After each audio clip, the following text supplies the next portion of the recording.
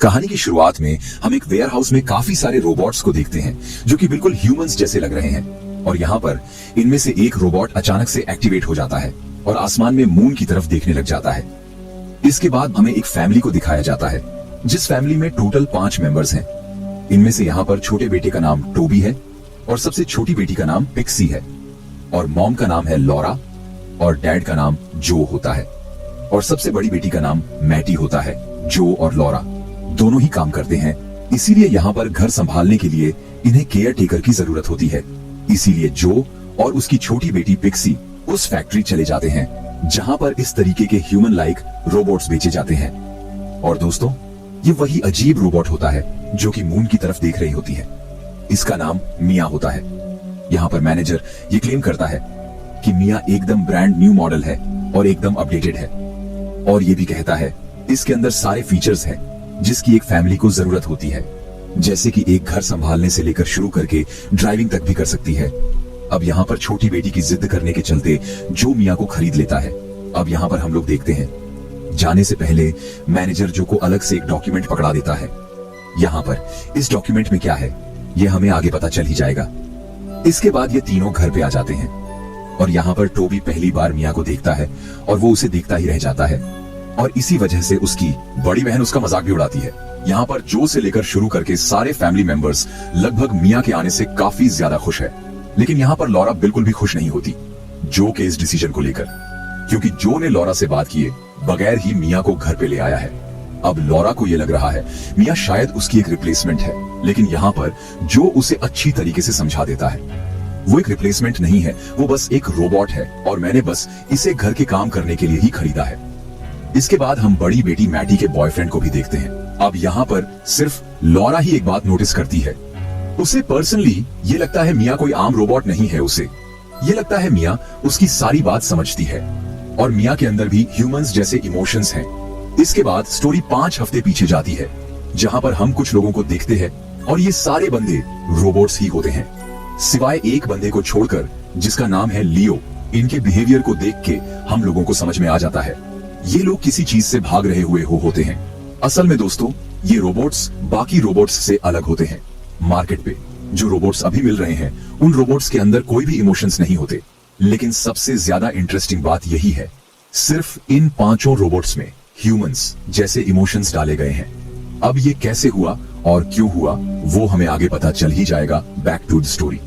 अब इन्हें एहसास होता है इनका कोई पीछा कर रहा है, इसीलिए ये लोग अलग अलग रास्ते पे चल जाते हैं जहां पर हम लोग मिया को भी देख पा रहे हैं लियो के साथ। इसके बाद हम देखते हैं लियो और ड्रेक को एहसास होता है किसी ने उनके दोस्तों को पकड़ लिया है।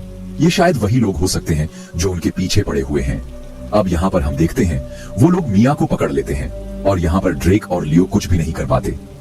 इसके बाद स्टोरी प्रेजेंट में आती है जहां पर हम लियो को देखते हैं जो मिया का फोटो लेकर उसे ढूंढ रहा है।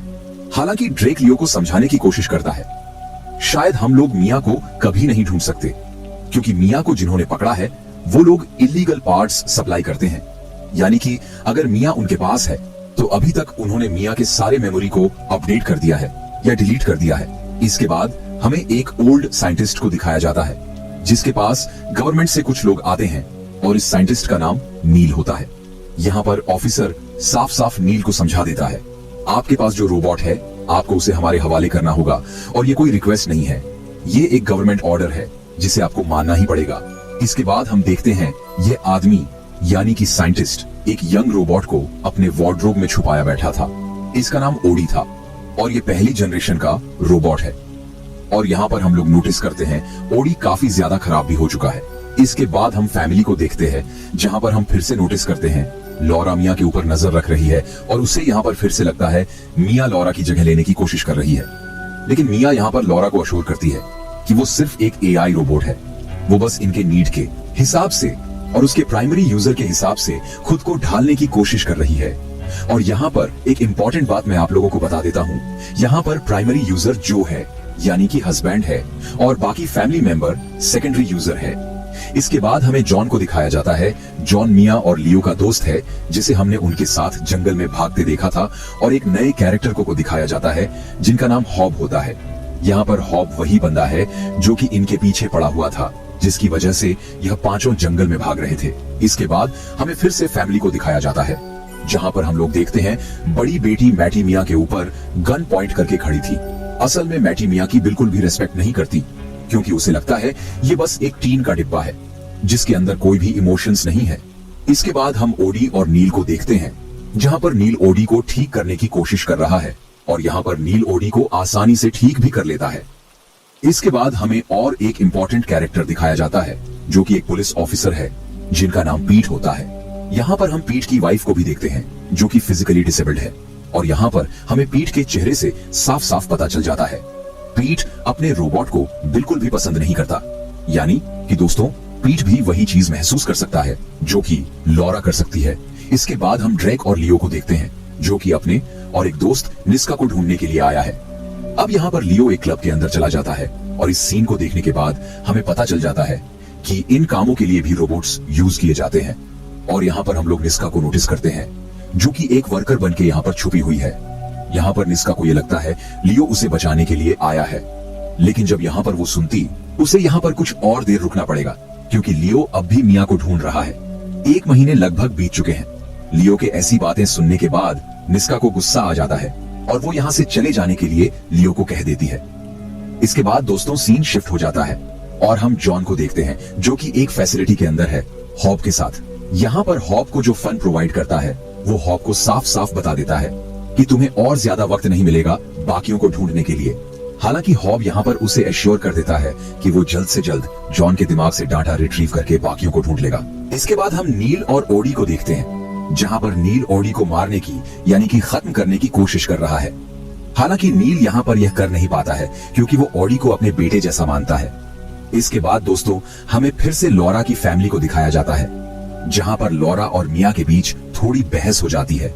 असल में यहाँ पर लॉरा मिया को कह रही है कि वह उसकी छोटी बेटी पिक्सी से दूर रहे, लेकिन यहाँ पर मिया उसकी बात काटते हुए कहती है कि यही उसका काम है। इसके बाद हम देखते हैं मैनेजर ने जो को जो डॉक्यूमेंट दिया था, उसके अंदर एडल्ट कार्ड मिलता है और ये कार्ड जो का ठरकी बेटा नोटिस कर लेता है। ये हम मिया को देखते हैं, जो और भी ज्यादा अजीब बिहेव करना शुरू कर देती है। वह किसी से बिना कहे बाहर चली जाती है और बिल्कुल वैसे ही जिस तरीके से वह वेयरहाउस में चांद को देखती थी, यहाँ पर भी वो वैसी हरकतें करना शुरू कर देती है और यह चीज लॉरा नोटिस कर लेती है। और यहाँ पर लॉरा मन ही मन डिसाइड कर लेती है अनीता के अंदर कोई दिक्कत है, जिसकी वजह से वह कल उसे वापस कर देगी। इसके बाद निस्का को दिखाया जाता है, जिसके पास कस्टमर आता है और उसके साथ फिजिकल होता है, लेकिन निस्का की आंखों को देख के हमें समझ में आ जाता है निस्का के अंदर गुस्सा भरा हुआ है। इसके बाद हम देखते हैं लॉरा के बार बार मना करने के बावजूद भी मिया पिक्सी के रूम के अंदर आती है और यहाँ पर पिक्सी को लेकर बाहर चली जाती है। इसके बाद सुबह का वक्त दिखाया जाता है, जहाँ पर लॉरा की नींद टूट जाती है। उसे ऐसा महसूस होता है कि पिक्सी अपने रूम पे नहीं है। हालांकि जब वह पिक्सी को चेक करने के लिए उसके रूम पे जाती है, तब वह नोटिस करती है पिक्सी उस रूम में आराम से सो रही है। हालांकि यहाँ पर लॉरा एक अजीब सी बात नोटिस कर लेती है कि पिक्सी ने अपने नाइट सूट को चेंज कर लिया है और उसका नाइट सूट जो उसने चेंज किया है वो गीला भी है। हालांकि जब वो इस बारे में पिक्सी से बात करती है, तब पिक्सी साफ साफ कह देती है मैंने कोई भी नाइट सूट चेंज नहीं किया। इसके बाद सीन कट होता है और हमें जॉन और हॉब को दिखाया जाता है और यहाँ पर हम देखते हैं ये लोग सक्सेसफुली जॉन के दिमाग को हैक करके उसका सारा डाटा रिट्रीव कर लिए हैं। और जब वो इस मेमोरी बेस्ड डाटा को वीडियो फॉर्मेट में कन्वर्ट करते हैं, तब उन्हें एक वीडियो मिलता है, जिस वीडियो में साफ साफ मिया को देख पाते हैं, यानी अब हॉब को, और एक नया लीड मिल गया है। इसके बाद हम जो की फैमिली को देखते हैं, जहां पर लॉरा नोटिस कर लेती है मिया ने अपने शूज को वॉश किया है। हालांकि जब ये लोग मिया को इस बारे में पूछते हैं, तब मिया साफ साफ कह देती है रात में वो बाहर निकली थी चांद देखने के लिए, इसी वजह से उसके जूते गंदे हो गए। इसके बाद हमें दिखाया जाता है पीट के फैमिली को, जहां पर हम देखते हैं पीट अपनी डिसेबल्ड वाइफ का काफी ज्यादा ख्याल रखता है। इसके बाद हम ड्रेक और लियो को देखते हैं, जहां पर ड्रेक लियो से कहता है हमें अब रुक जाना चाहिए, लेकिन लियो इसके बदले कहता है मुझे एक लीड मिला है, मुझे यहाँ पर सबसे बड़े इलीगल रोबोट सप्लायर का डिटेल्स मिला, हमें पहले उसके पास जाना चाहिए, फिर हमें डिसाइड करना है हमें रुकना है कि नहीं। और ड्रेक एक बात ध्यान रखना, अगर वहां पर कोई भी चीज पे गड़बड़ी हो गई तो प्लीज तुम दखल अंदाजी मत करना, क्योंकि किसी को वहां पर यह पता नहीं चलना चाहिए तुम एक आम रोबोट नहीं हो। इसके बाद हमें फिर से मिया और लॉरा को दिखाया जाता है, जहां पर लॉरा मिया से कहती है सच सच बताओ तुम कल पिक्सी को लेकर बाहर गए थे ना? लेकिन इसके जवाब पर मिया साफ साफ कह देती है, मैं बस एक आम रोबोट हूं और किसी भी ऑर्डर के बिना मैं कोई भी डिसीजन नहीं ले सकते। इसके बाद हम लियो और ड्रेक को देखते हैं। ये लोग उस जगह पर पहुंच चुके हैं। यहाँ पर लियो उस इलीगल रोबोट अपग्रेडर से बात करता है कि तुमने इस रोबोट को अपग्रेड किया था, क्या तुम्हारे पास ये मॉडल क्या आया था? इसके जवाब में वो कहता है, क्या तू कोई पुलिस वाला है? और इसीलिए यहाँ पर थोड़ी गर्मा गर्मी वाला माहौल हो जाता है, जहां पर लियो तो पहले उसके गले चाकू लगा देता है, लेकिन वहां बहुत सारे लोग होने के चलते यहाँ पर लियो बुरी तरह पिट जाता है। और यहाँ पर अपने भाई को इस तरीके से मार खाते देख ड्रेक को काफी ज्यादा गुस्सा आ जाता है। इसीलिए दोनों यहाँ पर उन्हें मारकर भागने लगते हैं। हालांकि वो लोग भी इनके पीछे पड़ जाते हैं, लेकिन किसी तरीके से घायल लियो और ड्रेक इस जगह से सक्सेसफुली निकल जाते हैं। इसके बाद हमें फिर से नील और उस गवर्नमेंट ऑफिसर को दिखाया जाता है, जो कि यहाँ पर नील की मर्जी के बगैर वो उसे जबरदस्ती एक रोबोट पकड़ाकर चले जाती है। इसके बाद हम मैटी और उसके बॉयफ्रेंड को देखते हैं, जहां पर ये दोनों मिलकर अपने स्कूल के एक रोबोट को पकड़ लेते और इसके बाद मैटी उसका इलीगल मॉडिफिकेशन करना शुरू कर देती है।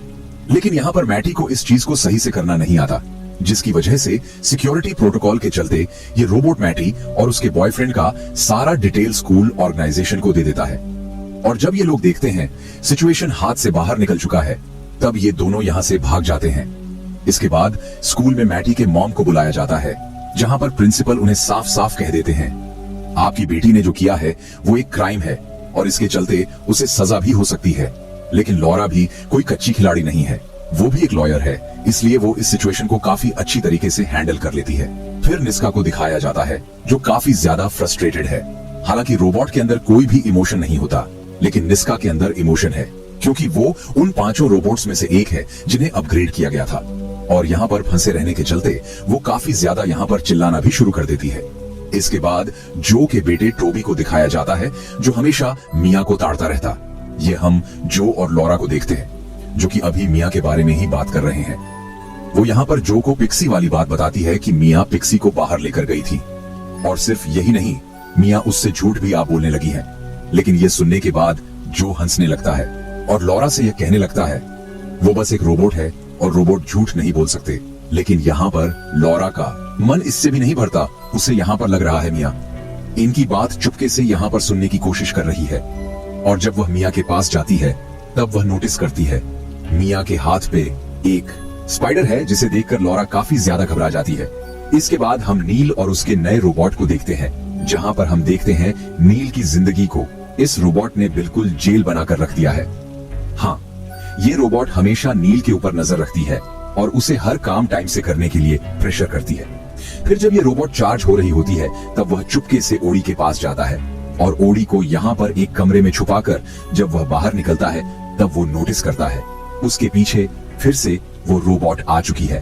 वो यहाँ पर नील से पूछती है, आप इतनी रात को बाहर क्यों आए हैं? ये आपके हेल्थ के लिए अच्छा नहीं है। हालांकि यहाँ पर नील बहाना मार देता है, मैं दरवाजा बंद करना भूल गया था। इसके बाद हम मिया को देखते हैं, जो कि चार्ज हो रही है और यहाँ पर इसी चीज का फायदा टोबी उठाने की कोशिश करता है। यहाँ पर जब टोबी मिया के साथ कार्यक्रम करने की कोशिश करता है, तब अचानक से मिया एक्टिवेट हो जाती है और यह देखकर टोबी काफी ज्यादा घबरा जाता है। यहाँ पर मिया कहती है, सेकेंडरी यूजर प्राइमरी यूजर के परमिशन के बगैर एडल्ट ऑप्शन को एक्टिवेट नहीं कर सकती, और अगर किसी ने जबरदस्ती करने की कोशिश की, तब मुझे उसका रिपोर्ट प्राइमरी यूजर को देना ही पड़ेगा। और यह सुनने के बाद ही टॉबी ठंडा पड़ जाता है और वह कह देता है, मैं बस हाथ का साइज ही नाप रहा था और कुछ नहीं। बाकी मिया के चेहरे को देखकर हमें साफ साफ पता चल जाता है वह सब कुछ समझ सकती है। इसके बाद हम निस्का को देखते हैं, जिसके पास एक ठरकी बूढ़ा आता है।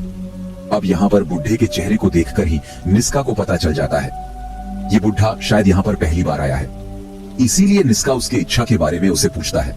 लेकिन यहाँ पर यह बुढ़ा काफी ज्यादा घबरा रहा हुआ होता है। वो यहाँ पर निस्का से कहता है, क्या तुम छोटी बच्ची जैसा हरकतें कर सकती हो? यानी कि दोस्तों, ये बुढ़ा एक पीडीएफ फाइल है, यानी ये बुढ़ा कोई अच्छा इंसान तो नहीं है। और ये चीज निस्का को पता चल जाता है, इसीलिए निस्का इस बुढ़े को मना कर देती है इस तरीके की हरकतें करने के लिए। लेकिन बुढ़ा यहाँ पर भड़क जाता है। वो उसे कहता है, मैंने तेरे लिए पैसे दिए हैं, और निस्का अपने असली रूप पर आ जाती है। यहाँ पर वो इस बुढ़े के गले को पकड़ लेती है और रूम के अंदर ही दम घोट के इस बुढ़े का काम तमाम कर देती है। फिर उसने इसी बुढ़े के कोट को पहना और उस कोट को पहनकर वो सीधा बाहर चली जाती है। हालांकि ऑनर उसे रोकने की कोशिश करती है, लेकिन वह ऑनर के ऊपर ही चाकू लगा देती। यहाँ पर इस औरत की फट जाती है जब वो नोटिस करती है निस्का अपने ट्रांसमीटर को अपने नेक से बाहर निकाल रही है, यानी कि अब निस्का को कोई भी ट्रैक नहीं कर सकता। और यहाँ एपिसोड 2 एंड होता है। अगर आप आगे के एपिसोड देखना चाहते हैं तो कमेंट करके जरूर बताएं। वीडियो को आखिर तक देखने के लिए आपका बहुत बहुत धन्यवाद।